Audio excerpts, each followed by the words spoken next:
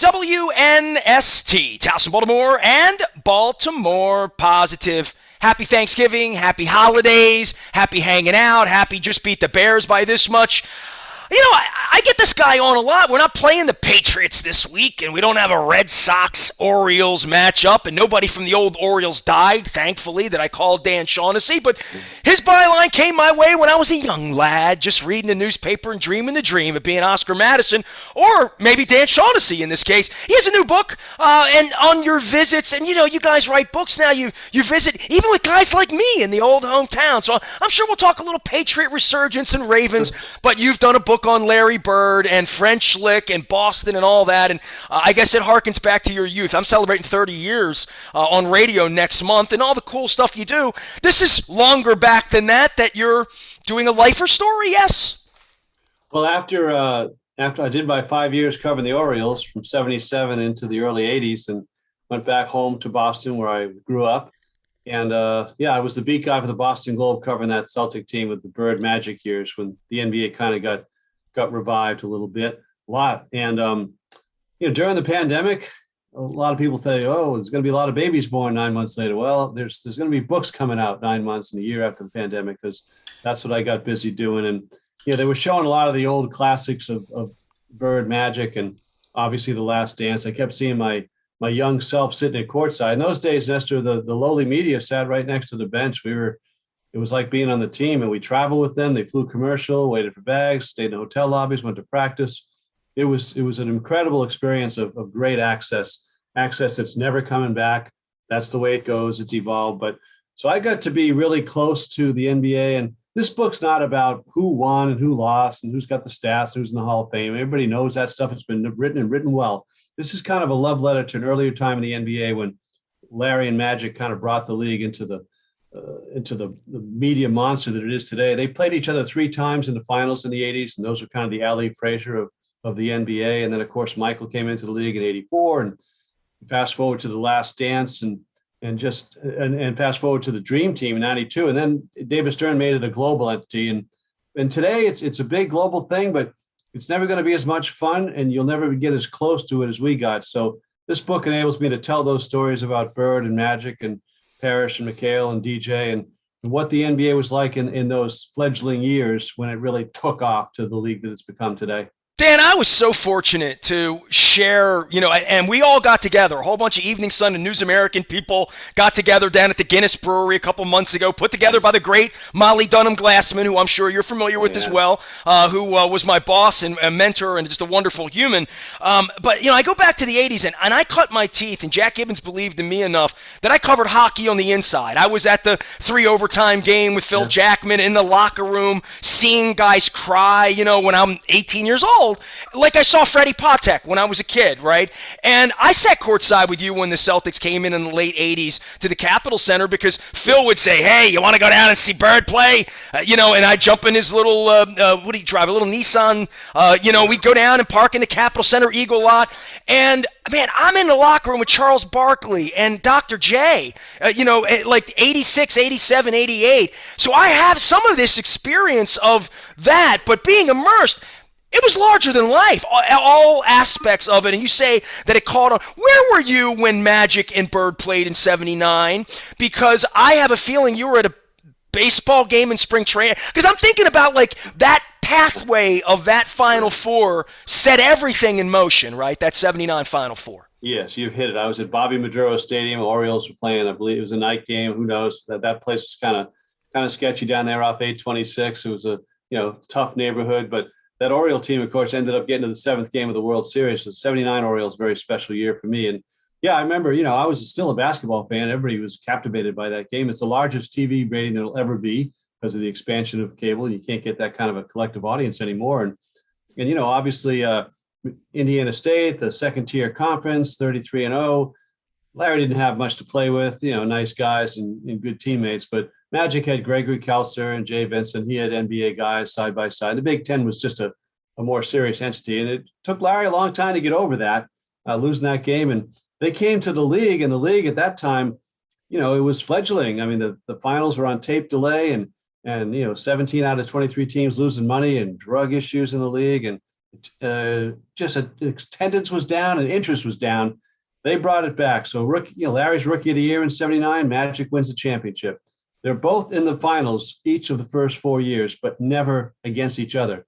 Finally, it happens in '83, '84, spring of '84, 7-game series, still the best event that I've covered. And again, they're like the Ali Frazier fights for the NBA. Those three matchups they had in the mid '80s there. So it was really a chance to see the thing take off and riding on the wings of those two. Well, Dan, I'm a fan of yours in Boston. I married a New Hampshire girl. I've been doing this forever. I got in my car and drove to Fenway Park the first time they gave me a press pass in 1992 so I could be a part of all of that. And for you to say that it's still the best thing you've ever... First, I've sat at 25 Super Bowls with you. Your team's won 10 of them, right? I mean, you're in the locker room. You've covered this Brady, Belichick thing. I remember when you were just a crusty old guy 20 years ago writing about the Red Sox never winning and curses and Bambino. Now you look up later, the Celtics have won again. The Bruins are like, you've really, and I say this to Bob all the time, all of you Boston types have been in this interesting place the last 25 years to cover all of this, and yet you still pine for Orr and Bird and Yaz. Yeah, there's certain names that when you write about them that still goes to the top of the website and all this. People can't get enough the ones you referenced there. The Bobby Orr Bruins, the Larry Bird Celtics. Anything involving Pedro, David Ortiz, Tom Brady in this century. But yeah, there was a drought from '86 to '02. No championships in our city, and then since '02 there's been 12. So we're in the high renaissance now. But that Celtic team in '86, in my view, is still the greatest NBA team of all time. They went 50-1 at home. They had 5 Hall of Famers, Hall of Famer Bill Walton coming off the bench. And I got to cover that team, be with them every day. And I mean, the Red Sox winning the World Series in '04, overcoming the Yanks down 3-0. That's the most biblical, story of all of them. But for an event, for a single series, yeah, I'm going to stay with the '84 because of all the Hall of Famers, the coast-to-coast 2-2-1-1-1 format, the East Coast, West Coast, the black, white, the rich guys and the gritty guys. And just the fact that the Lakers probably had the better team and the Celtics got into their heads and took it away. And, you had the Kevin McHale takedown of Kurt Rambis, which changed rules in the league. They changed the travel after that. It went back to 2-3-2 like baseball. It was a seismic change for the league. And it was so thrilling to go back and forth. And we flew commercial across the country 6 times. Jack Nicholson would be in the same flight with the Celtics, watching Terms of Endearment. It was crazy. And of course, the Garden had no air conditioning, so it was 1,000 degrees. And picture in the book of Kareem Abdul-Jabbar with the oxygen mask over his nose, bad optic if you're a Laker fan. It was just, and it was blood and thunder basketball. It was very physical.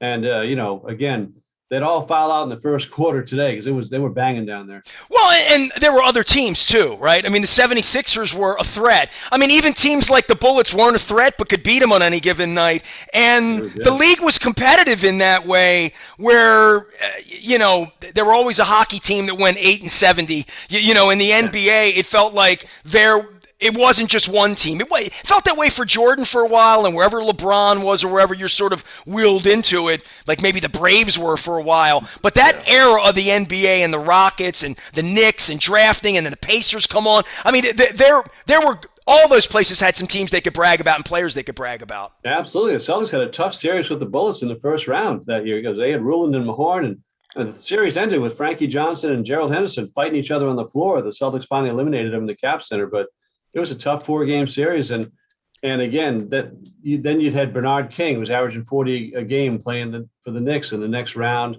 And then you'd play the Bucks. You'd have, Bob Lanier, Sidney Moncrief, Terry Cummings, Marcus Johnson. I mean, there was no nights off. It was just, and there was no load management either, I might add. Bill Walton played 80 games on bad feet in '85, '86. So they were playing every night.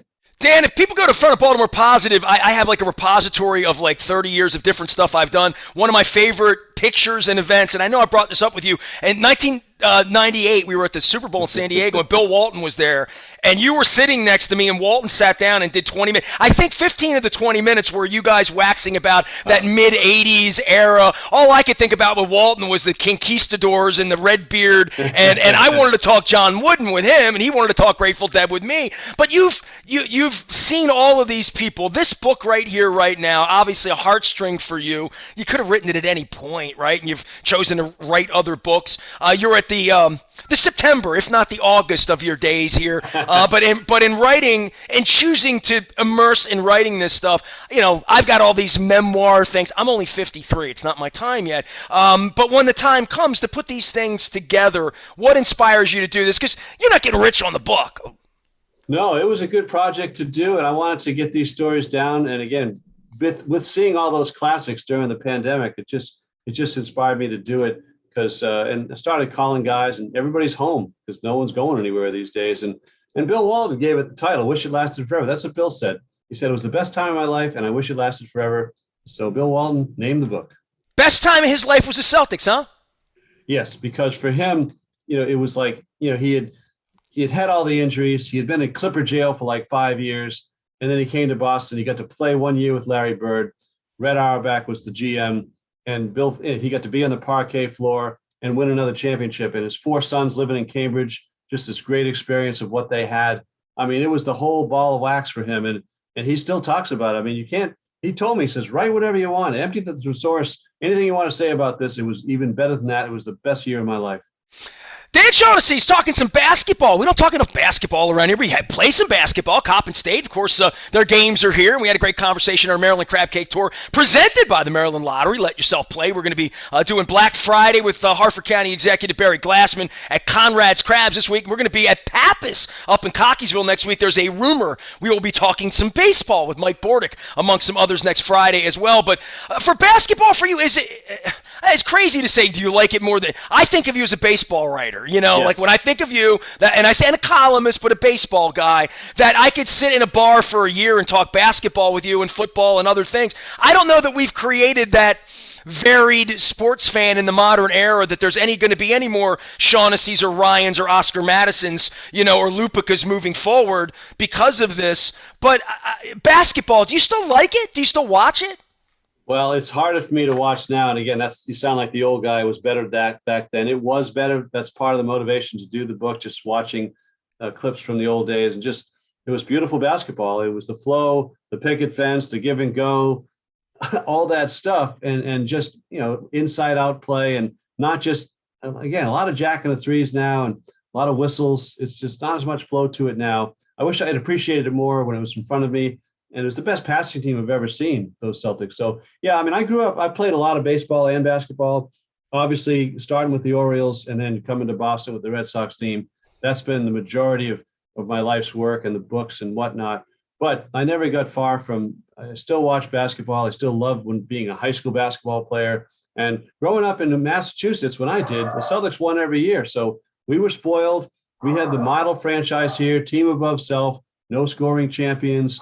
And all the fables of the parquet floor and the banners above and the old garden and Bill Russell and Red Auerbach. And to grow up in that culture, it never leaves you. And then to get to cover this team, which in my view, the greatest basketball team of all time is 85-86 Celtics, who went 50-1 at home.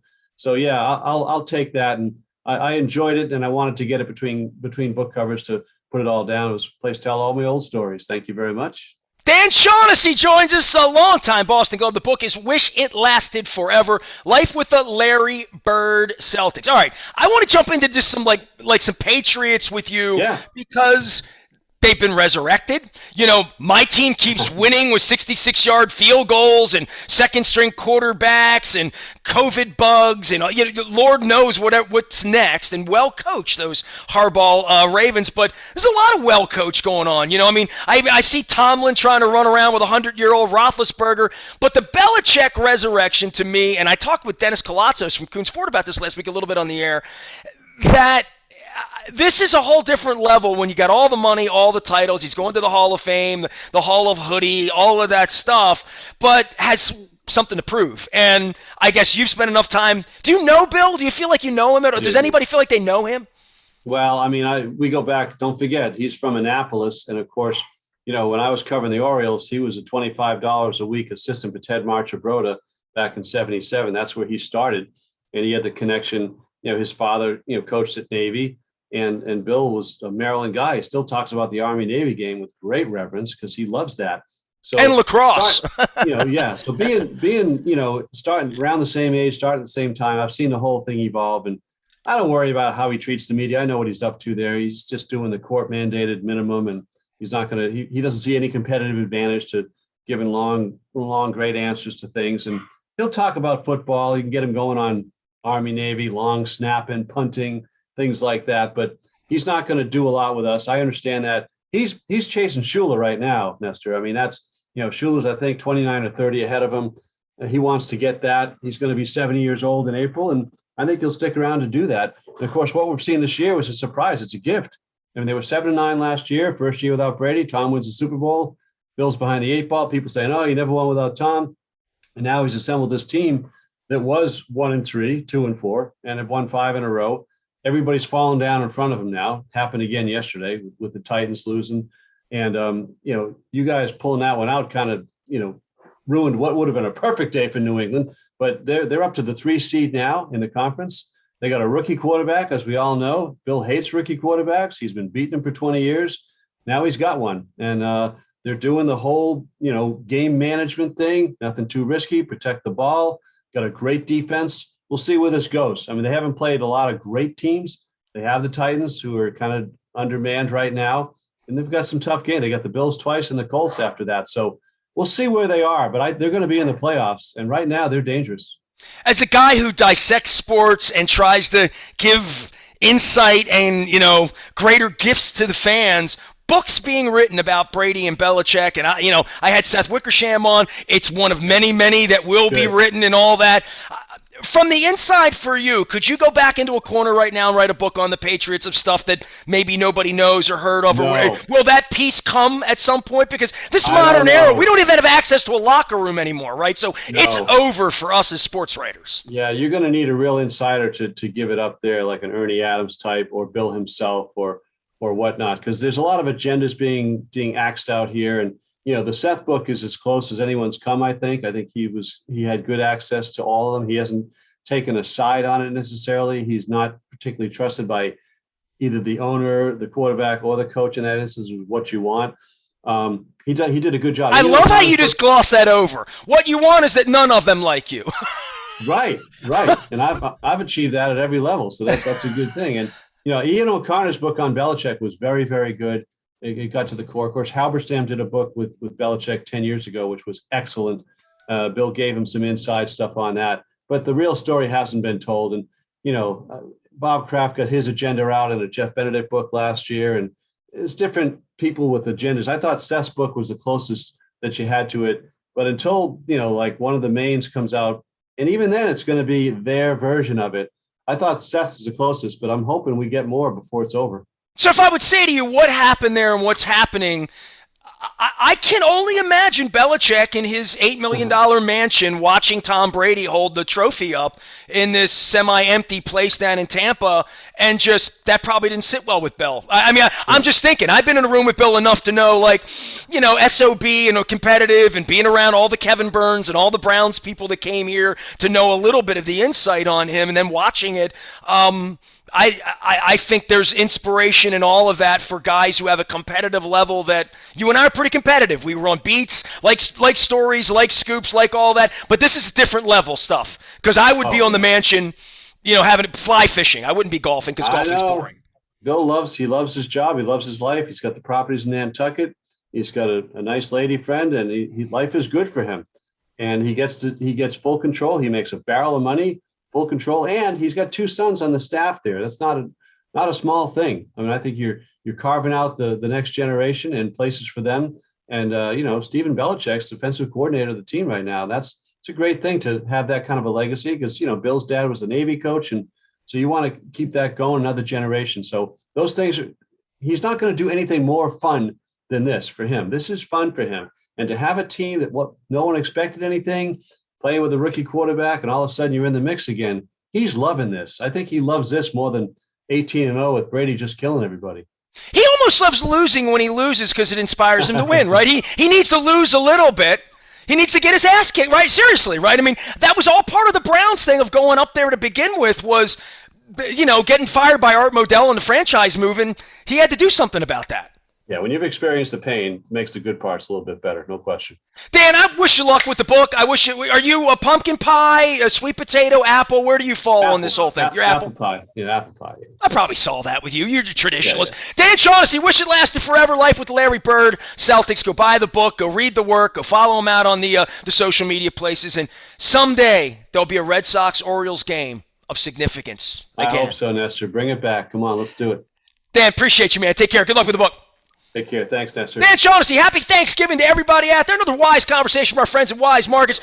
We are putting together turkey and stuffing and proper cranberry around here. We're going to have proper crab cakes on Friday. We're going to be doing it at the at Conrad's. All brought to you by the Maryland Lottery. Let yourself play. We'll be doing that from 2 until 5 this Friday in Harford County and Abington at Comrades Crabs with Harford County Executive Barry Glassman, as well as Eric Sauer from There Goes My Hero. And then we will be next Friday at Pappas in Cockeysville. We'll be with Mike Bordick, as well as Jim Rees, my friend from Offutt Kerman, and our sponsor, Leonard Raskin. I am Nestor. We are WNST, AM 1570 Towson, Baltimore, and we never stop talking Baltimore. Positive.